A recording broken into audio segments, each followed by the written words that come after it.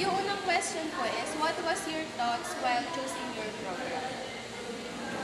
Um, Medyo mahirap kasi hindi naman talaga ito yung program na gusto ko. So, basically, napilitan lang talaga. And after on, minamahal na din, yes. Next question is, what challenges did you face while studying your specialization? So, sa pre specialization kasi natin, common challenges din. Like for example, we're not knowledgeable when it comes to special needs.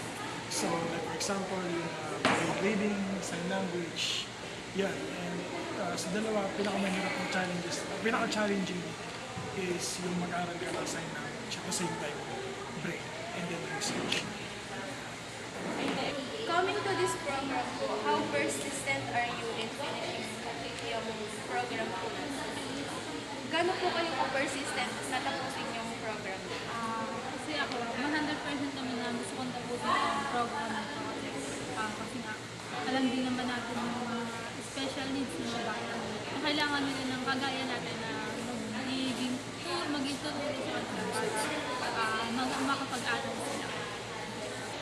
What do you think are the hindrances that will make it hard for you to teach people with special needs?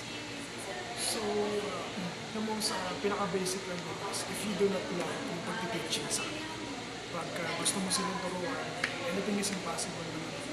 Kaya nasa teacher kung paano ilalabas niya yung skills or yung hidden talent ng bata. Kaya dapat as a teacher ikaw, persistent ka, gusto mo yung ginagawa mo para mas maibigay mo yung maximum potential sa bata. What do you think about people with special